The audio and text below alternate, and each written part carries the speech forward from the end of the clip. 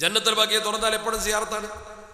ഞാനിപ്പോൾ സിയാറത്ത് യാത്ര നടത്തി തിരിച്ചു വരുമ്പോൾ ഞാൻ അത്ഭുതത്തോടെ ഓർക്ക് ഇമാം ഷാഫി തങ്ങളെ മക്കാമ ചെല്ലുമ്പോൾ ജനങ്ങളൊന്നായിട്ട് തിരക്ക് സിയാറത്ത്. നബീസുദ്ദീൻ മിസ്രി ഹബീബിന്റെ മക്കാമിന്റെ സിയാറത്ത് ഇമാം ബൂസരി തങ്ങളെ മക്ബറയിൽ ഞങ്ങളൊരു സംഘം ചെന്നപ്പോൾ ബുർദ ചൊല്ലാൻ സൗകര്യം ചെയ്തത്, വിശാലമായി ബുർദ ചൊല്ലാൻ സൗകര്യം ചെയ്തത്. അവളൊക്കെ പുറത്തു പോയത് ദീനിന്ന്. എന്താ അതിൻ്റെയൊക്കെ ഗൗരവം? ലോകം മുഴുവൻ നടക്കുന്ന ഒരു സംഗതി, അത് ഇവിടുത്തെ പൂർവികർ ചെയ്തുകൊണ്ടിരുന്ന പ്രവർത്തനം. അങ്ങനത്തെ ഒരു പ്രവർത്തനത്തെ ദീനിന്ന് പുറത്താക്കുന്ന പ്രവർത്തനമായി മാറ്റിയിട്ട് അവർ നമ്മളെ മുഴുവൻ ഇസ്ലാമിന്റെ പടിക്ക് പുറത്തു നിർത്തി. അതിനവർ ഉപയോഗിച്ചതോ മക്ക മുശ്രിക്കീങ്ങൾക്ക് മേലിറങ്ങിയ മുഴുവൻ ആയത്തുകളും. ഇതും പരിശുദ്ധ പ്രവാചകർ പറഞ്ഞു, യദ്ഹബൂന ഇലാ ആയാത്തിൻ നസലത്ത് ഫിൽ മുശ്രിക്കീൻ. മുശ്രിക്കീങ്ങളുടെ മേൽ ഇറങ്ങിയ ആയത്തൊക്കെ അവർ തേടിപ്പോകും. വയഹ്മിലൂനഹാ അലൽ മുഅ്മിനീൻ. ആ ആയത്തുകൾ മുഴുവൻ അവർ മുഅ്മിനീങ്ങളുടെ മേൽ ചുമത്തും. നമ്മളെ മേൽ ചുമത്തിയിട്ട് നമ്മളെ മുഴുവൻ മുശ്രിക്കാക്കി ദീനിന്ന് പുറത്താക്കി. അങ്ങനത്തെ ഒരു ഗതികേട് വന്നപ്പോൾ, അന്നത്തെ ഒരു ഗതികേട് വന്നപ്പോൾ അള്ളാഹുവിന്റെ ദീനിൽ ഈ കുഴപ്പങ്ങൾ ഉണ്ടാകുമ്പോൾ ഇതിനെ ശരിക്കും ജനങ്ങൾക്ക് പഠിപ്പിച്ചു കൊടുക്കാൻ വിവേചന പവറുള്ള ഒരു ടീം വരുന്ന, അതും പ്രവാചകർ പഠിപ്പിച്ചു. വരാൻ പോകുന്ന കാര്യമൊക്കെ അല്ലാഹുവിന്റെ റസൂൽ പറഞ്ഞിട്ടുണ്ടല്ലോ, ലാ തസാലു തായിഫത്തും മിൻ ഉമ്മത്തി ഖായിമത്തും ബിഅംദില്ലാഹ്. അള്ളാഹുവിന്റെ ദീനിന്റെ ശരിയായ പാത മുറുകെ പിടിക്കുന്ന ഒരു ത്വായിഫത്ത്, ഒരു ഗ്രൂപ്പ് എന്റെ സമൂഹത്തിൽ ഉണ്ടാകുമെന്ന് അഷ്റഫുൽ ഖൽഖ് മുഹമ്മദ് മുസ്തഫ ആ ഉമ്മത്ത് ഇവിടെ ഉണ്ടാകുമെന്ന് പറഞ്ഞ പോലെ യമനിൽ നിന്ന് കടന്നു വന്ന ഒരു പണ്ഡിത കുടുംബത്തിൽ അള്ളാഹു സുബ്ഹാനഹു വ തആല കേരളത്തിന് വരദാനമായി നൽകിയ മഹാനായ സയ്യിദ് അബ്ദുറഹ്മാൻ ബാഅലവി വരക്കൽ മുല്ലക്കോയ തങ്ങൾ ഈ സംഗതികളൊക്കെ ശരിക്കും വിലയിരുത്തിയിട്ട് ബഹുമാനപ്പെട്ടവർ ആലിമീങ്ങളുടെ ഒരു യോഗം വിളിച്ചു. ആ യോഗത്തിൽ പങ്കെടുത്ത ബഹുമാനപ്പെട്ട വാളക്കുളം അബ്ദുൽ ബാരി മുസ്ലിയാർ, ബഹുമാനപ്പെട്ട പാങ്ങിൽ അഹമ്മദ് കുണ്ട് മുസ്ലിയാർ നഫറല്ലാഹു മർകദഹുമ, അതുപോലുള്ള മഹത്തുക്കൾ, അവരെ മുഴുവൻ ഒരുമിച്ച് കൂടി ഈ വിഷയത്തിന്റെ ഗൗരവത്തെ കുറിച്ച് ചിന്തിച്ചു. ഒരു മക്ബറ സിയാറത്ത് ചെയ്താൽ ഇസ്ലാം എന്ന് പുറത്തു പോവുക, യാ ഓത്തുൽ അഅ്ലം എന്ന് വിളിച്ചാൽ അവൻ മുശ്രിക്കാവുക, തറാവീഹിന്റെ റക്അത്ത് കേവലം 8 ആവുക, ജുമഅയുടെ ബാങ്ക് കേവലം 1 മാത്രമാവുക. ഈ രീതിയിൽ പരിശുദ്ധ ദീനുൽ ഇസ്ലാമിൽ ഇന്ന് വരെ കേട്ടുകേൾവില്ലാത്ത പുതിയൊരു മതം കടന്നു വരുമ്പോൾ അത് ശരിയല്ലെന്ന് സമൂഹത്തെ ബോധ്യപ്പെടുത്തി കൊടുക്കൽ നമ്മുടെ കടമയല്ലേ എന്ന് വരക്കൽ തങ്ങൾ അവരോട് ചോദിച്ചപ്പോൾ പണ്ഡിതന്മാർ ആ പ്രവർത്തനം സ്വകാര്യമായി നടത്തിക്കൊണ്ടിരിക്കുന്നതാണെങ്കിലും സംഘമായി നടത്തണമെന്ന് തീരുമാനിച്ചു. അവിടെ വെച്ച് സമസ്ത കേരള ജംഇയ്യത്തുൽ ഉലമാ എന്ന പണ്ഡിത സഭയ്ക്ക് രൂപം നൽകി. ബഹുമാനപ്പെട്ട വരക്കൽ മുല്ലക്കോയ തങ്ങളുടെ നിർദ്ദേശാനുസരണം 1925 രൂപം കൊണ്ട് 26 സംഘടനാ രൂപത്തിലേക്ക് മാറിയ ആ സമസ്ത കേരള ജംഇയ്യത്തുൽ ഉലമാ കേരളത്തിലെ ജനങ്ങൾക്ക് ഒരു അനുഗ്രഹീതമായ സംസ്ഥാപനമായിരുന്നു. എന്തേ സമത്വ കൊണ്ട് ജനങ്ങൾക്ക് കിട്ടിയത് എന്ന ചോദ്യത്തിന്റെ മറുപടി, ഇന്ത്യ മഹാരാജ്യത്ത് മറ്റെവിടെയും ഇല്ലാത്ത വിധം കേരളത്തിലെ മുസ്ലിമീങ്ങളെ ദീനുൽ ഇസ്ലാമിന്റെ പന്ഥാവിൽ സംഘടിപ്പിച്ചു നിർത്താൻ സമത്വക്ക് കഴിഞ്ഞു. നിങ്ങൾ ശരിക്കും പരിശോധിച്ച് നോക്കും, നമ്മുടെ രാജ്യത്തെ മുസ്ലിം ഭൂരിപക്ഷ പ്രദേശത്തൊന്നുമില്ലാത്ത ഒരു സംഘശക്തി മുസ്ലിങ്ങൾക്ക് ഇവിടെ ഉണ്ടായില്ലേ? മുസ്ലിം ഭൂരിപക്ഷ പ്രദേശങ്ങളിൽ ഒന്നുമില്ലാത്ത ഒരു ദീനിയായ നവോത്ഥാനം കേരളത്തിൽ ഉണ്ടായില്ലേ? ആരാണ് കേരളത്തിൽ ഇതിന് നേതൃത്വം വഹിച്ചത്? ഒരു കാനേശുമാരി നടത്തി നോക്ക്, നിങ്ങൾ ഒരു ജനസംഖ്യ കണക്കെടുത്ത് നോക്ക്. ഈ സമൂഹത്തിന്റെ മഹല്ലത്തുകളുടെയും മതസ്ഥാപനങ്ങളുടെയും ഒരു കണക്കെടുക്ക്. നിങ്ങൾ 100 സ്ഥലങ്ങൾ സന്ദർശിച്ചാൽ അതിൽ 90 സ്ഥലവും സമത്വയെ അനുകൂലിക്കുന്നവരായിരിക്കും. കാരണം സമത്വ കേരള ജംഇയ്യത്തുൽ ഉലമാ ഉണ്ടാക്കി വെച്ച ഒരു ആധിപത്യം, അത് ശരിക്കും ജനങ്ങൾക്ക് മേൽ അടിച്ചേൽപ്പിച്ച ആധിപത്യമല്ല, ജനങ്ങൾ സ്വീകരിച്ച ഒരു അടയാളമാണ്. സമത്വം ഒരിക്കലും ജനങ്ങൾക്ക് മേൽ ആധിപത്യം ചുമത്തിയതല്ല, ജനങ്ങൾ സമത്വയെ സ്വീകരിച്ചതാണ്. എവിടെ കടന്നു നിന്നുകൊണ്ടും സമത്വയെ അംഗീകരിക്കണമെന്നല്ല പറഞ്ഞത്. ജനങ്ങൾ സമത്വയോട് ഞങ്ങളെ നിങ്ങൾ അംഗീകരിക്കണമെന്ന് പറഞ്ഞു. എന്തുകൊണ്ട്? സമത്വ കേരള ജംഇയ്യത്തുൽ ഉലമാ ഉയർത്തിപ്പിടിക്കുന്ന ആശയത്തിന്റെ പവിത്രത ഒന്ന്.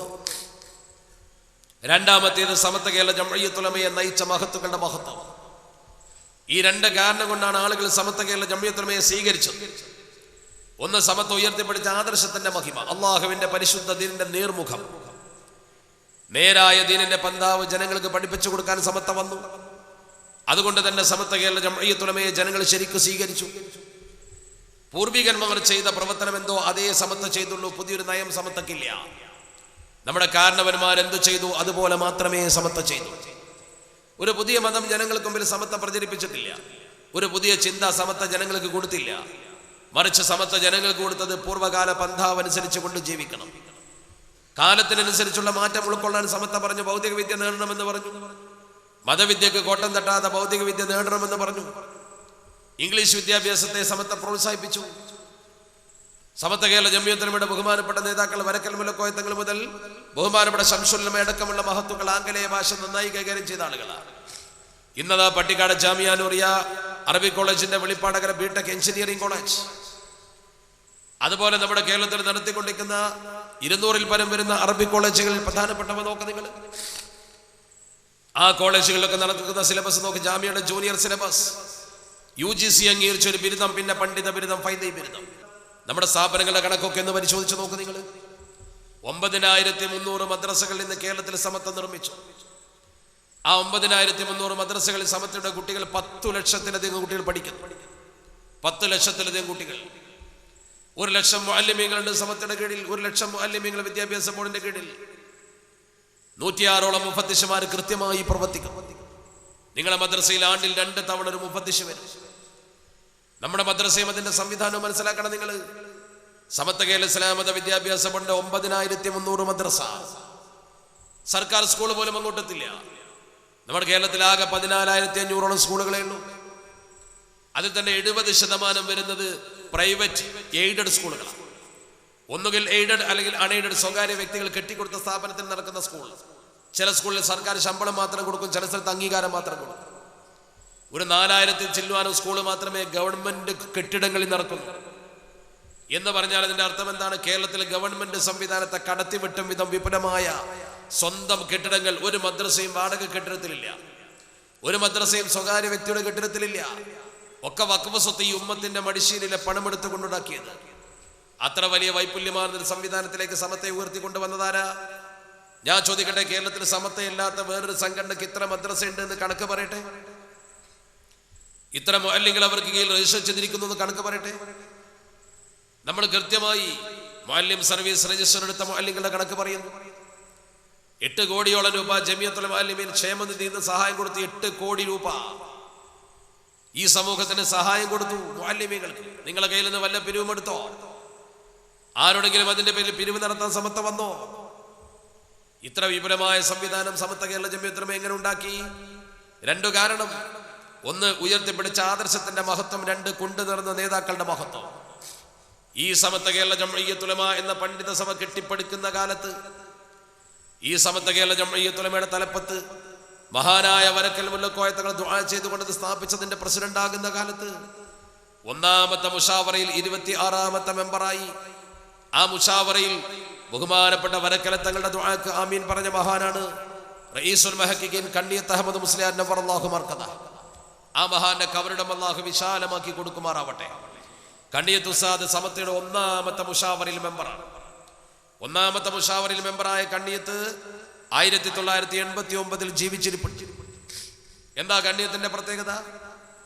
കണ്ണിയത്ത് അഹമ്മദ് മുസ്ലിയാരുടെ പ്രത്യേകത, ഈ ഇരിക്കുന്ന ഓരോരുത്തർക്കും കേട്ടുകേൾവിയുണ്ടാവും, അനുഭവിച്ചറിഞ്ഞ ആളുകളും ഉണ്ടാകും. ഞങ്ങളൊക്കെ കണ്ണിയത്ത് ഉസ്താദിന്റെ വെളിപ്പാടകലെ താമസിക്കുന്നവരായതുകൊണ്ട് പലപ്പോഴും അദ്ദേഹത്തെ കാണാനും ബന്ധപ്പെടാനും അവസരമുണ്ടായിട്ടുണ്ട്. ആരെങ്കിലും എന്തെങ്കിലും ഒരു പാരിതോഷികം അദ്ദേഹത്തിന് കൊടുക്കുകയാണെങ്കിൽ, കേവലം ഒരു 10 രൂപ ചുരുട്ടി കൊടുത്താൽ അദ്ദേഹത്തിന്റെ ജീവിതകാലത്ത് 3 ചോദ്യങ്ങൾ ചോദിച്ച് അതിന് തൃപ്തികരമായ ഉത്തരം കിട്ടാതെ ആ പണം സ്വീകരിച്ച ഒരു ചരിത്രവുമില്ല. പരിചയമുള്ള ആൾ കൊടുത്താൽ സ്വീകരിക്കും. ഒരു പുതുമുഖം വന്നുകൊണ്ട് ഒരു 10 രൂപ കൊടുത്താൽ, അല്ലെങ്കിൽ എന്തെങ്കിലും ഒരു പാരിതോഷികം കൊടുത്താൽ കണ്ണിയത്ത് ഉസ്താദ് 3 ചോദ്യം ചോദിക്കും.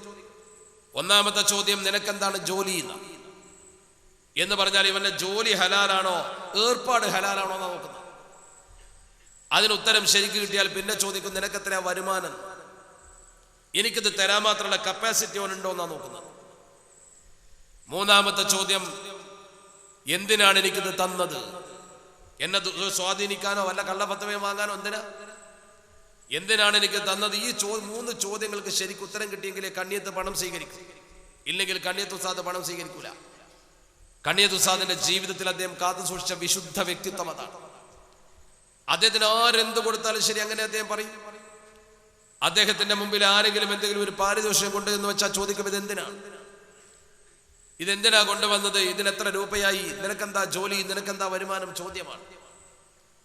ഈ അനുഭവങ്ങൾ എത്രയോ ആളുകൾക്കുണ്ട്. എൻ്റെ ഒരു പ്രിയപ്പെട്ട സുഹൃത്ത് മഹാനവറുകളെ തന്റെ വീടിന്റെ ഉദ്ഘാടനത്തിന് ക്ഷണിച്ചു. വീട് കൂടിയിരിക്കാൻ ചെന്ന് ക്ഷണിച്ച് കണ്ണിയത്ത് ഉസ്താദിനോട് പറഞ്ഞു, ഉസ്താദ് വീട്ടിൽ വരണം, ഭക്ഷണം കഴിക്കണം, എന്ത് ഭക്ഷണമാണ് വേണ്ടത്, ഞാനൊക്കെ ഉണ്ടാക്കുന്നു. കണ്ണിയത്ത് അഹമ്മദ് മുസ്ലിയാർ എഴുന്നേറ്റ് നിന്നുകൊണ്ട് വയറിങ്ങനെ തടവി കാണിച്ചു കൊടുത്ത ആ സുഹൃത്തിന്. വയറിങ്ങനെ തടവി. ഈ പ്രായത്തിനടുക്ക് അഹമ്മദ് ഈ വയറ്റിലേക്ക് അറിഞ്ഞുകൊണ്ട് ഹറാമിന്റെ ഭക്ഷണം കടത്തിയിട്ടില്ല, ഹലാലായ ഭക്ഷണം തരുന്ന ഉറപ്പുണ്ടെങ്കിൽ എന്നെ വിളിച്ചാൽ മതി. അങ്ങനത്തെ ഒരു പണ്ഡിതനെ കണ്ടിട്ടുണ്ടോ നിങ്ങൾ? അങ്ങനത്തെ പണ്ഡിതനാണ് സമസ്ത കേരള ജംഇയ്യത്തുൽ ഉലമയെ നയിച്ചത്. കാസർഗോഡിന്റെ തുരുത്തി എന്ന് പറഞ്ഞ സ്ഥലം ഞാൻ പലപ്പോഴും അവിടെ പോയിട്ടുണ്ട്. അവിടുത്തെ ആളുകൾ എന്നോട് പലവട്ടം പറഞ്ഞിട്ടുണ്ട്. കാസർഗോഡ് തുരുത്തിയിൽ ബഹുമാനപ്പെട്ട ഒരു മുദരിസായിരുന്നു.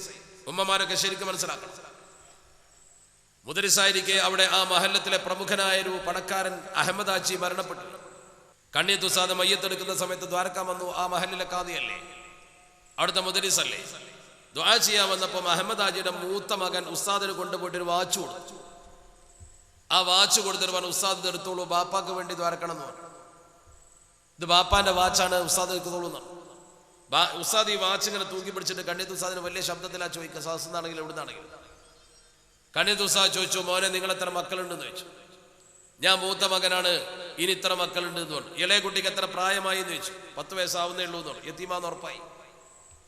കണ്ണീത്ത് ഉസ്താദ് ഈ വാച്ച് ഇങ്ങനെ പിടിച്ചിട്ട് ഈ കുട്ടീനോട് ചോദിച്ചു, യതീമായ നിന്റെ സഹോദരൻ അടക്കമുള്ള നിന്റെ താഴെയുള്ള കുട്ടികൾക്കൊക്കെ ഇതിൽ അവകാശം, ഇത് അനന്തര സ്വത്താണ്. നിന്റെ സഹോദരി സഹോദരന്മാരുടെ പ്രത്യേകിച്ച് ആ യതീം കുട്ടിൻ്റെ അടക്കമുള്ള അവകാശം എനിക്ക് ഒന്നിച്ചു തരാൻ നിനക്കാരാ അധികാരം തന്നത് എന്ന് ചോദിച്ചു. ഇപ്പം കൊടുത്തു കുടുങ്ങി. കണ്ണിയത്തിനാണ് കൊടുത്തത്. സാധാരണ ഒരു മുസ്ലിംക്ക് കൊടുത്തെങ്കിൽ വേണ്ടിയെന്നില്ലാന്ന് പറഞ്ഞ് കയ്യുമ കെട്ടി പോയിട്ട് സമയം കുറെ ഉണ്ടാവും. ഇത് കൊടുത്തത് ആള് വേറെയാ. കണ്ണിയത്ത് ഉസ്താദ് ചോദിച്ച ചോദ്യത്തിന് അവൻ പതറിപ്പോയി. അനുജന്മാരുടെ അവകാശം മുഴുവൻ കൊടുക്കാൻ അവനെന്താ അവകാശം? അവസാനം ബന്ധുക്കളും അവന്റെ കാരണവന്മാരും അമ്മാവന്മാരൊക്കെ ബന്ധപ്പെട്ട് ഉസ്താദിനോട് പറഞ്ഞു, ഞങ്ങൾ കൊടുക്കും, ആ ഉസ്താദ് എടുത്തോളൂ, ഞങ്ങൾ അവർക്ക് വേണ്ട അവകാശം വീതിച്ചു കൊടുക്കാം. ഞങ്ങൾ എന്ന് പറഞ്ഞാൽ ആരാന്നാ ചോദ്യം. ആരാങ്ങൾ? ഒരാൾ വേണം. ഞാൻ കൊടുക്കുന്ന ഒരാൾ ഏറ്റെടുത്തു, നീ ഏറ്റവും ആക്കട വാടകി വീട്ടും എന്നാ ഞാൻ എടുത്തു, കബൂലാക്കി. അപ്പോഴാ തോന്നുന്നത്. അങ്ങനത്തെ മനുഷ്യനെ കണ്ടോ നിങ്ങൾ? അതുകൊണ്ട് തന്നെ പടച്ചറപ്പിലേക്ക് ആ മഹാൻ 2 കയ്യും ഉയർത്തിയാൽ പടച്ചറപ്പ് ഉത്തരം കൊടുക്കുമായിരുന്നു. ആ മഹാന്റെ ഏറ്റവും വലിയ പ്രത്യേകത തന്റെ നാട്ടിൽ വെടവണ്ണപ്പാറക്കടുത്ത് പുളിക്കലിൽ ഇടവണ്ണപ്പാറക്കം ഇടയ്ക്കൊരു ഗ്രാമം. ഇന്നും ആ ഗ്രാമത്തിലെ ജനങ്ങൾ ഓർക്കുന്നു. കണ്ണീത്ത് ഉസ്താദ് ദ്വാരക്കാൻ ചെന്നു. കണ്ണീത്ത് ഉസ്താദ് ദുആ ആരംഭിച്ചു. ദുആ തുടങ്ങി. മഴയ്ക്ക് വേണ്ടിയാണ് ദുആ. മഴ കിട്ടാത്ത കാലത്ത് മഴയ്ക്ക് വേണ്ടി പ്രത്യേക ദുആ. ആ മഴയ്ക്ക് വേണ്ടി ബഹുമാനപ്പെട്ടവർ ദുആ ചെയ്തു. ജനങ്ങളൊക്കെ ആമീൻ പറഞ്ഞു. ആളുകളൊക്കെ പിരിഞ്ഞു പോകുന്നു. കണ്ണീത്ത് ഉസ്താദ് ഉറക്കെ പറഞ്ഞു, മൈക്കിലൂടെ പറഞ്ഞു. ആളുകൾ കേട്ടു. മൈക്കുള്ളത് കണ്ണീത്ത് ശ്രദ്ധിച്ചിട്ടുണ്ടാവില്ല. കണ്ണീത്ത് ഉസ്താദ് പറഞ്ഞു, പടച്ചവനെ, ഞാൻ നിന്നെ കണ്ട് ദുആ ചെയ്തതാ, നീ മഴ തരാതെ അഹമ്മദ് ഇവിടുന്ന് എഴുന്നേൽക്കൂല. ആ വാചകം എല്ലാവരും കേട്ടു. കേട്ടവരൊക്കെ തിരിച്ചു വന്ന് അവിടെ ഇരുന്നു. നീ മഴ തരാതെ അഹമ്മദ് ഇവിടുന്ന് എഴുന്നേൽക്കൂല എന്നാ പറഞ്ഞത്. വല്ലാത്ത ഗൗരവല്ലേ? എന്ത് പറയണമെന്ന് സംഘാടകർക്ക് പോലും അറിയില്ല. സംഘാടകര് പോലും പതറിപ്പോയി. എല്ലാവരും അവിടെ വന്നിരുന്നു. കണ്ണിയത്തൊന്നും മിണ്ടുന്നില്ല, ആൾക്കാരൊന്നും മിണ്ടുന്നില്ല. സംഘാടകർക്കൊന്നും പറയാനും വയ്യ. മൈക്കെടുത്ത് വെച്ചു. ഒരു 5 മിനിറ്റ് മൂകത. അപ്പോഴേക്കും മേഘം ആ പ്രദേശത്തെ വലയം ചെയ്ത് ആ പ്രദേശത്ത് മൊത്തം വമ്പിച്ച മഴ. വേറെ എവിടെയും മഴയില്ല. സകല ആളുകളും കണ്ണീത്ത് ഉസ്താദടക്കം നനഞ്ഞിട്ടാണ് പോയത്. അന്ന് മഴ കൊണ്ട ആളുകൾ ഇന്ന് ജീവിച്ചിരിപ്പുണ്ട് ആ പ്രദേശത്ത്. ഇന്ന് ജീവിച്ചിരിപ്പുണ്ട് ആ പ്രദേശത്ത്.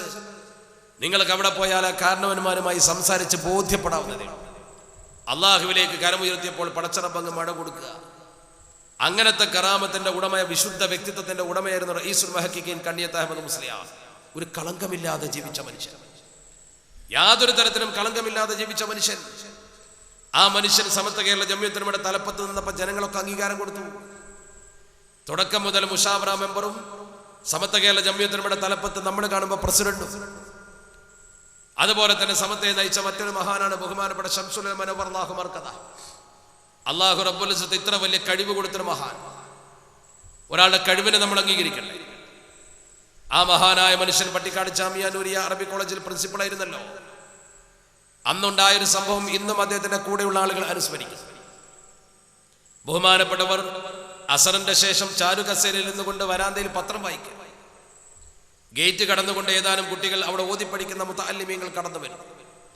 അവർ അസറിന് ശേഷം നടക്കാനിറങ്ങി അങ്ങാടിയിലൂടെ കടന്നുകൊണ്ട് ക്യാമ്പസിലേക്ക് വരികയാണ്. 5-6 പേര് നടന്നു വരുമ്പോൾ ഒരാളെ നോക്കിയിട്ട് ശൈഖുനെ വിളിച്ചു, അലവി ഇവിടെ വാ. ഒതുക്കുങ്കൽ സ്വദേശിയായ അലവി നേരെ കണ്ടു വന്നു. അലവിയോട് ശൈഖുന നേരിട്ട് പറഞ്ഞു, നീ ഇവിടെ പഠിക്കേണ്ടവനല്ല, നിന്റെ മുഖലക്ഷണം ശരിയല്ല, പെട്ടിയെടുത്ത് പോയിക്കോ. 3 വാക്ക്.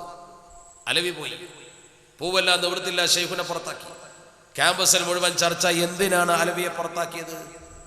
അലവി ഒരു അച്ചടക്കരാഹിത്യമുള്ള കുട്ടിയല്ല, അലവി നല്ല ബുദ്ധിമാനാ, പിന്നെന്തിനാ പുറത്താക്കിയത്? ഇതിന് സാക്ഷികളായ ഒരുപാട് പണ്ഡിതന്മാരുണ്ട്. ഒരാഴ്ച മുമ്പ് പോലും ഞാൻ വെളിമുക്കിലത് പ്രസംഗിക്കുമ്പോൾ വേദിയിലുണ്ടായിരുന്നു കഴുത്തല്ലൂർ മൊയ്തീൻകുട്ടി മുസ്ലിയാർ. അദ്ദേഹം പറഞ്ഞു, ഞാൻ പ്രസംഗിക്കുമ്പോൾ ഇടയ്ക്ക് ചാടിക്കയറി പറഞ്ഞു, ഷെയ്ഖുന അത് പറയുമ്പോൾ ഞാൻ കോളേജിലുണ്ട്. അദ്ദേഹം പറഞ്ഞു അലവിയെ പുറത്താക്കി, ഒതുക്കുകക്കാരൻ അലവിയെ പുറത്താക്കി. അലവി എന്തിനാ പുറത്താക്കിയതെന്ന് ക്യാമ്പസിൽ ആർക്കും അറിയില്ല.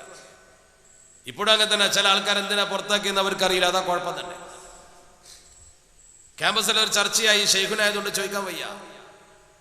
അങ്ങനെ അവസാനം അലവി വേറൊരു കോളേജിൽ ചേർന്നു. അഫ്ദലുൽ ഉലമ കോഴ്സ് പഠിച്ചു, പാസ്സായി. നല്ല ബുദ്ധിയുള്ള കുട്ടിയാണ്. ബുദ്ധി പഠിച്ചപ്പോൾ ആർക്കും കൊടുക്കും, ഇബ്ലീസിനും കൊടുത്തു. നല്ല ബുദ്ധി. അലവി പാസ്സായി. അവന് ജോലി കിട്ടാൻ വേണ്ടി അവൻ നട്ടം തിരിയുന്ന സമയത്ത് പണം വേണം. പണം വാഗ്ദാനം ചെയ്തൊരു സംഘത്തിന്റെ പിടിയിൽപ്പെട്ടു.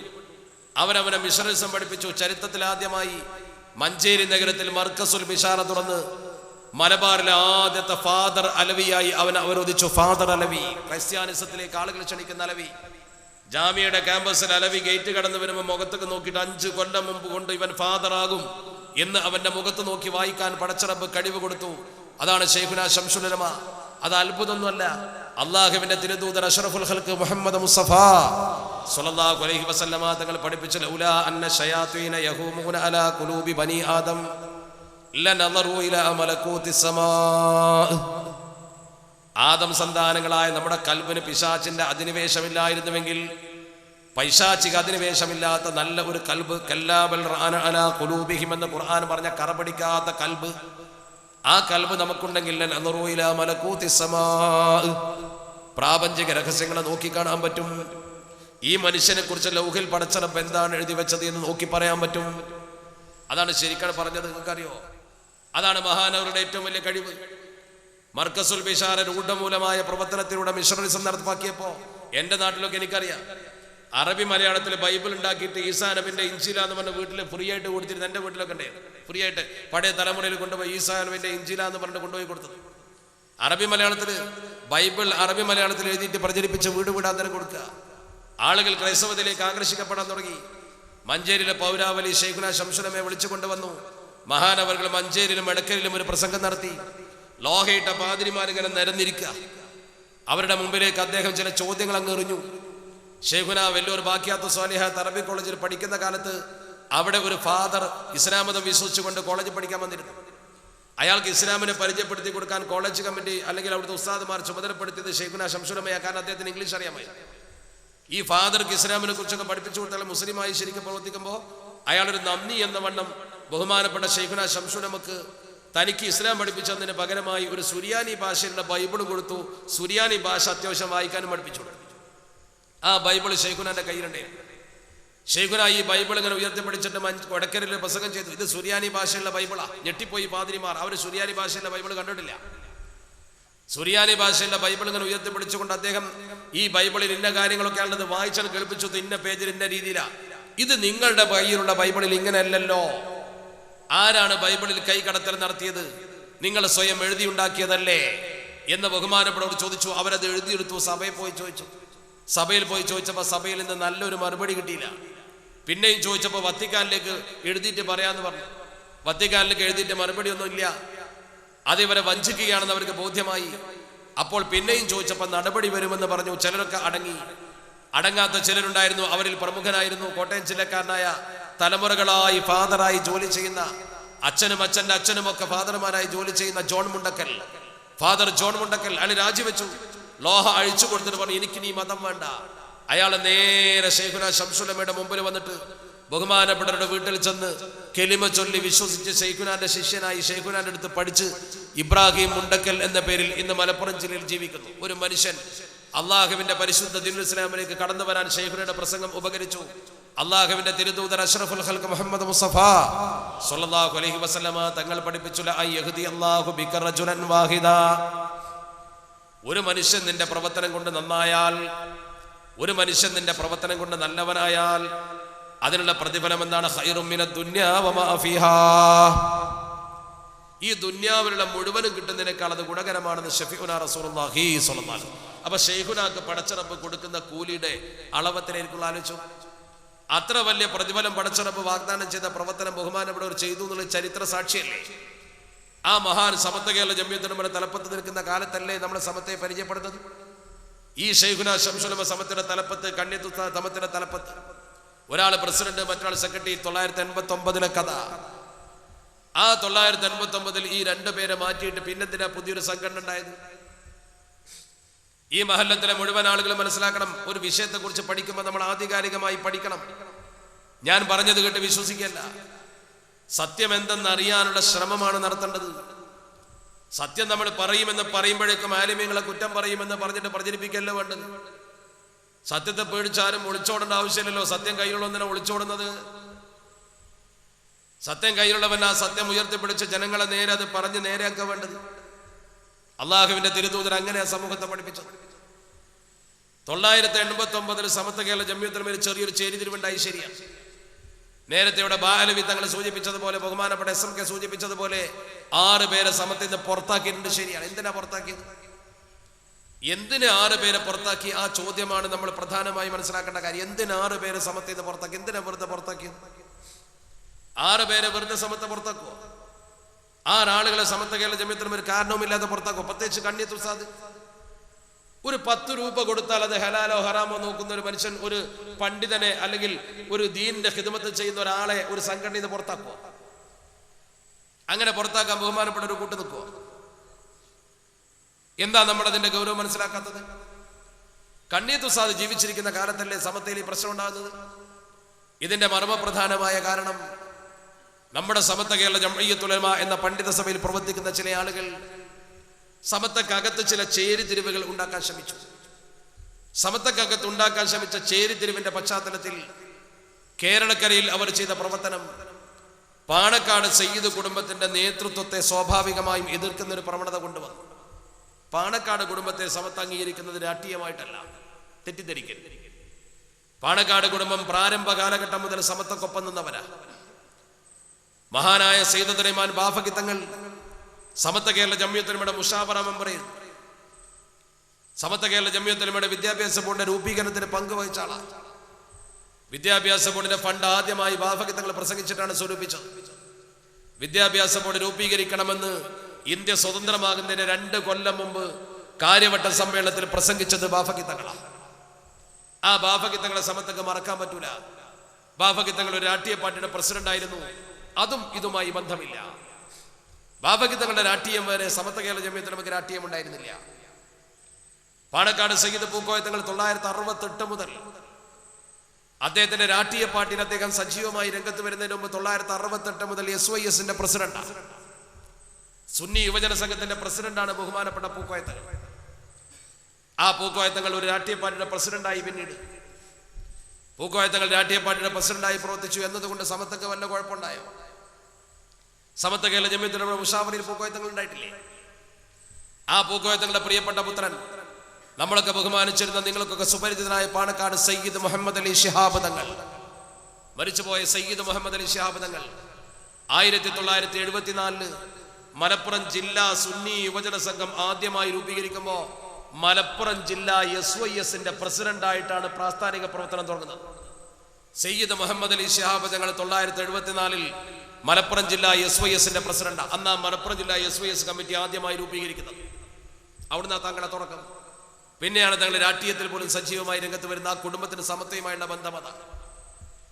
1973 പട്ടിക്കാട് ജാമിയ നൂരിയ അറബിക് കോളേജിൽ വെച്ച് SSF എന്ന സംഘടന രൂപീകരിക്കുന്ന സമയത്ത് അതിന്റെ 1ാമത്തെ പ്രസിഡന്റ് സയ്യിദ് ഹൈദർ അലി ശിഹാബ് തങ്ങളാണ്.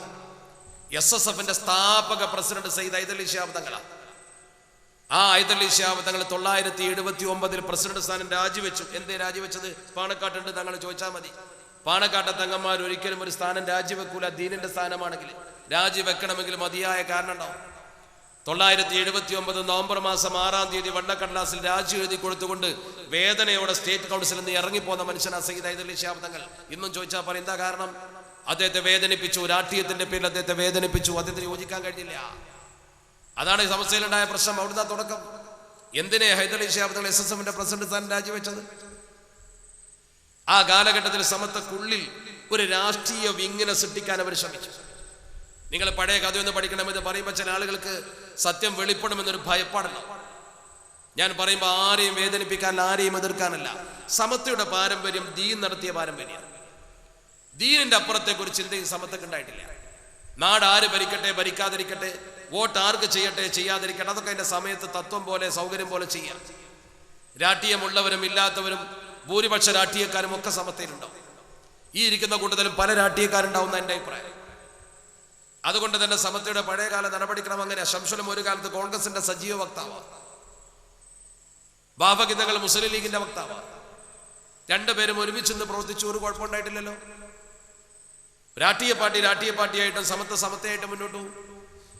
അതിനിടയ്ക്ക് 1974 സമത്വ മുഷാവറിലേക്ക് കയറി വന്ന, ഇന്ന് മറുഭാഗത്തിന് നേതൃത്വം കൊടുക്കുന്ന അഖിലേന്ത്യാ പണ്ഡിതനെന്ന് വിശേഷിപ്പിക്കപ്പെടുന്ന മാന്യദേഹം, നമുക്ക് അദ്ദേഹത്തോട് ഒരു വിദ്വേഷമില്ല കേട്ടോ, ഒരു വെറുപ്പില്ല. വ്യക്തിപരമായി നമ്മളൊന്നും അദ്ദേഹം ചെയ്തിട്ടില്ല, അത്രയേ ഉള്ളൂ. സമ്മേളനം കഴിഞ്ഞാൽ വരച്ച് ചത്തുപോകുന്നൊക്കെ പ്രസംഗിച്ചു എന്നല്ല, നമുക്കൊരു പനി പോലും പിടിച്ചിട്ടില്ല, അത് വേറെ കാര്യം. അപ്പൊ നമ്മൾ മനസ്സിലാക്കേണ്ട ഏറ്റവും പ്രധാനപ്പെട്ട കാര്യമാണ്, അദ്ദേഹം തന്നെ മുന്നോട്ട് വന്നുകൊണ്ട് ആദ്യമായി ചെയ്ത പണിത സുന്നി യുവജന സംഘത്തെ, അതുപോലെ തന്നെ SSF ഈ രണ്ടു സംഘടനകൾ ഉപയോഗിച്ചുകൊണ്ട് സമത്വ കേരള ജമിയത്തുലമക്കുള്ളിൽ പാളയത്തിൽ പട സൃഷ്ടിച്ചു. അത് ശരിയല്ലേ? അയാൾ ആദ്യം ചെയ്ത പണി സമത്വക്ക് ഒരു രാഷ്ട്രീയ പാർട്ടി ഉണ്ടാക്കണം എന്ന് സമത്വയോട് ആവശ്യപ്പെടുക ചെയ്തു. സമത്വക്ക് ഒരു രാഷ്ട്രീയ പാർട്ടി ഉണ്ടാക്കണം. എന്താ കാരണം? സകല പള്ളികൾക്കും കട്ടില വെക്കുന്നതും സകല പള്ളികളും ഉദ്ഘാടനം ചെയ്തതും പാലക്കാട് തങ്ങന്മാർ, അത് രാഷ്ട്രീയം കൊണ്ടാണ് അവർ തെറ്റിദ്ധരിച്ചത്. അത് അഹ്ലു ബൈത്ത് ആയതുകൊണ്ടാണ്. അത് സമത്വ കേരള ജമിയത്തുലമ തള്ളിക്കളഞ്ഞപ്പോൾ അവർ മനസ്സിൽ അത് വെച്ചു, പ്രകടമാക്കാൻ കഴിയില്ലല്ലോ. അങ്ങനെയാണ് സുന്നി പാർലമെന്ററി ബോർഡ് രൂപീകരിക്കുന്നത്. SPB എന്ന സംഘടന, സുന്നി പാർലമെന്ററി ബോർഡ്. സുന്നികൾക്ക് എന്തിനാ പാർലമെന്ററി ബോർഡ്? സമത്വ കേരള ജമിയത്തുലമയിൽ ഏതാ ശരിയെന്ന് അന്വേഷിക്കുന്നവർക്ക് വേണ്ടിയാണ് ഞാൻ പറയുന്നത്. സുന്നികൾക്ക് പാർലമെന്ററി ബോർഡിന്റെ ആവശ്യമില്ല. അത് തെരഞ്ഞെടുപ്പിൽ മത്സരിക്കുന്നവർക്കും രാഷ്ട്രീയ പാർട്ടിക്കും മാത്രം വേണ്ടതാണ്. സുന്നികൾക്ക് പാർലമെന്ററി ബോർഡ് വേണ്ട. എന്നിട്ട് പാർലമെന്ററി ബോർഡ് രൂപീകരിച്ചുകൊണ്ട് പരസ്യമായി അവർ പ്രസ്താവന ഇറക്കി, മുജാഹിദായ സ്ഥാനാർത്ഥികളെ തോൽപ്പിക്കണം എന്ന് പറഞ്ഞു. മുജാഹിദായ സ്ഥാനാർത്ഥികളെ തോൽപ്പിക്കണം എന്നൊരു തീരുമാനം സമത്വം എടുത്തിട്ടില്ല. സ്ഥാനാർത്ഥികൾ ആരും സുന്നികളായാൽ അത്രയും ഗുണമെന്ന് മാത്രമേ സമത്വം പറഞ്ഞുള്ളൂ. ഇവർ പരസ്യമായി രംഗത്ത് വന്നു.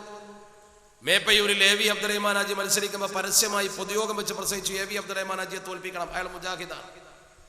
പരസ്യ പ്രസംഗം. നമ്മൾ ആൾക്കാർ ചെന്ന് ചോദിച്ചു, കൂട്ടരെ AV അബ്ദുറഹ്മാൻ ഹാജി പരാജയപ്പെട്ടാൽ ജയിക്കുന്നതാരാ? കണാരൻ സുന്നിയാണോ എന്ന് ചോദിച്ചു. AV അബ്ദുറഹ്മാൻ ഹാജി തോറ്റാൽ കണാരൻ ജയിക്കുന്ന ഉറപ്പല്ലേ? കണാരൻ ജയിച്ചിട്ട് സമത്വന്റെ മുഷാവരിക്ക് കണാരൻ എടുക്കാൻ പറ്റുമോ? AV അബ്ദുറഹ്മാൻ ഹാജി തോറ്റിട്ടും കണാരൻ ജയിച്ചിട്ടും സമത്വക്ക് എന്താ വ്യത്യാസമുള്ളത്? അതുകൊണ്ട് തന്നെ അത്തരം വിഷയത്തിൽ നമ്മുടെ ഇടപെടാൻ ആവശ്യമില്ല. PC ഹാജി കൊണ്ടോട്ടി നിയോജക മണ്ഡലത്തിൽ മത്സരിക്കുക, സീതി ഹാജി കൊണ്ടോട്ടി നിയോജക മണ്ഡലത്തിൽ മത്സരിക്കുമ്പോൾ SSFന്റെ കൊടികെട്ടി പ്രചരണം തോൽപ്പിക്കണം മുജാഹിദാണ്. അന്ന് KV ഉസ്താദ് ജീവിച്ചിരിപ്പുണ്ട് എടപ്പാട്. KV ഉസ്താദിനോട് പത്രക്കാർ ചോദിച്ചു, അങ്ങനെ തീരുമാനം സമത്വക്ക് ഉണ്ടോന്ന് ചോദിച്ചു. ഇല്ല എന്ന് പറഞ്ഞു. പത്രക്കാർ വിടുമല്ലോ, കുളത്തുണ്ടാക്കലാണ് അവരെ പണി. അപ്പൊ വിദയി പ്രസ്ഥാനക്കാരെ തോൽപ്പിക്കണം എന്നുള്ളത് സമത്വയുടെ നയമല്ലേ എന്ന് ചോദിച്ചു. അത് ഞങ്ങൾ സ്റ്റേജിലും പേജിലും നിർവഹിക്കുന്നുണ്ട്, ഇലക്ഷനിലെല്ലാം നിർവഹിക്കേണ്ടതെന്ന് പറഞ്ഞു. ഉടനെ പത്രക്കാരൻ ചോദിച്ചു, ഇലക്ഷനിൽ എന്തുകൊണ്ട് തോൽപ്പിക്കുന്നില്ല എന്ന് ചോദിച്ചു. KV ഉസ്താദ് തുറന്നങ്ങോട്ട് പറഞ്ഞു, PC ഹാജി ജയിച്ചു പോകുന്നത് കേരള നിയമസഭയിലേക്കാണ്. കേരള നിയമസഭയിൽ മാലിം മൗലൂദും ചർച്ച ചെയ്യാനല്ല അയാൾ പോകുന്നതെന്ന് പറഞ്ഞു. അത് റോഡും അതുപോലെ തന്നെ വികസന പ്രവർത്തനങ്ങളും ചർച്ച ചെയ്യുന്ന വേദിയാണ്. റോഡ് വന്നാൽ എല്ലാ വിഭാഗത്തിനും അതിലൂടെ നടക്കാം, അയാൾ റോഡ് കൊണ്ടുവന്നോട്ടെ എന്ന് പറഞ്ഞു. വിഷയമില്ല അവിടെ. സമത്വ കേരള ജമിയത്തിനും അത്തരം വിഷയത്തിൽ ഇടപെട്ടിട്ടില്ലേ പണ്ട്? ആ ഒരു സമീപനമാണ് സമത്വയുടെ നയം എന്ന് നേതാക്കൾ നമുക്ക് പഠിപ്പിച്ചു തന്നിട്ടുണ്ട്. അഹ്ലുസുന്നത്തി വൽ ജമാഅത്തിന്റെ വീക്ഷണത്തിൽ നമുക്ക് വ്യത്യാസം ഉണ്ടാകാൻ പാടില്ല എന്നാണ്. ഈ ചിന്താഗതി വളർത്തിക്കൊണ്ടുവന്ന അവസാനം എറണാകുളത്ത് വെച്ചൊരു സമ്മേളനം നടക്കുന്ന അവസ്ഥയിലേക്ക് കാര്യങ്ങളെത്തി. അവിടെ നിന്നാണ് ഇതിന്റെ ഭിന്നത തുടങ്ങുന്നത്. ഇപ്പൊ നിങ്ങളൊക്കെ ദൃഷ്ടിയിൽ ഈ സന്ദേശം കൂടുതൽ എത്താത്ത പ്രദേശത്ത് തെറ്റി, നേരത്തെ ഇവിടെ പറഞ്ഞ പോലെ കുറച്ച് മുഅല്ലിമീങ്ങൾ വന്ന് ജോലി ചെയ്ത് ഞങ്ങളാണ് സമത്ത എന്ന് പ്രചരിപ്പിച്ച് ശംസുലമയും കണ്ണിയത്തിനെയും ഒക്കെ തള്ളി പറഞ്ഞ്, ഇനി ശംസുലമയും കണ്ണിയത്തിനെയും ബഹുമാനിക്കുന്ന ആൾക്കാരുണ്ടെങ്കിൽ അവരുടെ കൂട്ടത്തിൽ അവരെ ബഹുമാനിക്കുന്ന പോലെ ഒരു നഗരമൊക്കെ വെച്ച് അവരുടെ പേരിലൊരു ഫാത്തിഹ ഓതി, എന്നിട്ട് അവരെ വിരുദ്ധം പ്രവർത്തിക്കുന്ന ആളുകൾ സത്യം മറച്ചു വെച്ച് പ്രവർത്തിക്കുന്ന സമീപനമുണ്ട്. സമത്ത എന്ന് പറയുന്ന രണ്ട് സംഘടനകൾ. സാധാരണക്കാരന്റെ ദൃഷ്ടിയിൽ അതും സമത്ത ഇതും സമത്ത. അവിടെയും പണ്ഡിതന്മാർ ഇവിടെയും പണ്ഡിതന്മാർ, അവിടെയും താടി ഇവിടെയും താടി, അവിടെയും തലപ്പാവ് ഇവിടെയും തലപ്പാവ്, കുഴപ്പമൊന്നുമില്ലല്ലോ. അങ്ങനൊന്നും ഉണ്ടാവും? നിങ്ങൾ ഹക്ക് ഏത് എന്ന് ശരിക്കും അന്വേഷിച്ചറിഞ്ഞുകൊണ്ട് പ്രവർത്തിക്കേണ്ട ആൾക്കാരല്ലേ. നമ്മൾ ചിന്തിക്കേണ്ട വിഷയത്തിന്റെ മർമ്മത്തിലേക്കാണ് ഞാൻ എറണാകുളത്ത് സമ്മേളനം വെച്ചതോടുകൂടി ആ സമ്മേളനത്തിലേക്ക് ക്ഷണിക്കപ്പെടേണ്ട സ്വാഗത സംഘത്തിൽ ഉൾപ്പെടുത്തേണ്ട സുന്നിയ സംഘത്തിന്റെ പ്രമുഖരായ ആളുകളെ ഒന്നും വിളിച്ചില്ല. ആ സമ്മേളനത്തിലേക്ക് വിളിക്കുന്നതിൽ നിന്ന് വിലക്ക് കൽപ്പിച്ച ആളുകളിൽ ഒന്ന് നാട്ടിക മൂസമലിയെ വിളിച്ചില്ല.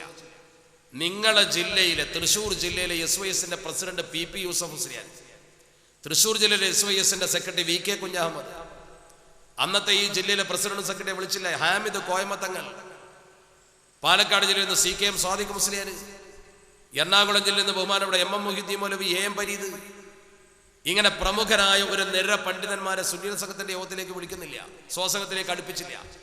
നാട്ടിക മൂസ മൗലവി ഈ വിവരം മനസ്സിലാക്കി ഇത് ക്രോഡീകരിച്ചുകൊണ്ട് അവരോട് ചോദിച്ചു, നിങ്ങൾ എന്തുകൊണ്ട് ഇത്രയും ആളുകളെ സ്വസംഘത്തിലേക്ക് വിളിച്ചില്ല? സമത്വ കേരള ജമിയത്തുലമയുടെ നേതാക്കളുമായി ബന്ധപ്പെട്ടു. നേതാക്കൾ പറഞ്ഞു സമത്വയോട് സ്വസംഘം രൂപീകരിക്കുമ്പോൾ അനുമതി വാങ്ങിയിട്ടില്ല എന്ന് സമത്വയുടെ മറുപടി. ഇവരോട് ചോദിച്ചപ്പോൾ ഇവർ പറഞ്ഞു ഞങ്ങൾ സമത്വയുടെ ഓഫീസിലേക്ക് കത്തയച്ചിട്ടുണ്ട്. സംസ്ഥക്ക് കത്തയക്ക് സുന്നിയ സംഘം നേരെ ഉസ്താദുമാരെ മുഴുവൻ ക്ഷണിച്ചു കൊണ്ടുവന്നിരുത്തേണ്ടതല്ലേ? നാട്ടിക മൂസ മൗലവി പറഞ്ഞു ഇത്രയും ആളുകളെ സ്വസംഘത്തിൽ എടുക്കണം എന്ന് നിർദ്ദേശിച്ചു. ഈ ജില്ലയിലെ SYSന്റെ പ്രസിഡന്റ് സെക്രട്ടറി എത്രത്തോളം MKA കുഞ്ഞു മുഹമ്മദ് മുസ്ലിയാർ നിങ്ങൾക്കറിയാലോ, ഈ ജില്ലയിലെ സമത്വയുടെ സ്ഥലമുദ്ര നേതാവ്, അദ്ദേഹത്തെ പോലും സ്വസംഘത്തിൽ ഉൾപ്പെടുത്തിയില്ല. നാട്ടിക ഇവരുടെയൊക്കെ പേരെഴുതിയിട്ട് പറഞ്ഞു ഇവരൊക്കെ സ്വസംഘത്തിൽ എടുക്കണം. അതിന് മറുപടി അവർ കൊടുത്തെന്ന് അറിയോ? പാണക്കാട്ടെന്ന് പറയുന്നത് മാത്രം കേൾക്കുന്ന ആളുകളെ തൽക്കാലം ഈ സ്വസംഘത്തിൽ എടുക്കുന്നില്ല, സമത്വക്ക് മുൻതൂക്കം കൊടുക്കുന്നവരെ മാത്രമേ എടുക്കുന്നുള്ളൂ. പാണക്കാട് തങ്ങന്മാർ സുന്നത്യമായത്തിന് മുൻതൂക്കം കൊടുക്കാറില്ലേ? ആര് കോലായിൽ കയറി ചെല്ലുമ്പോഴും ഉറുക്കും നൂലും വെള്ളവും കൊടുക്കുന്ന ഒരു തലമുറയെ നമ്മൾ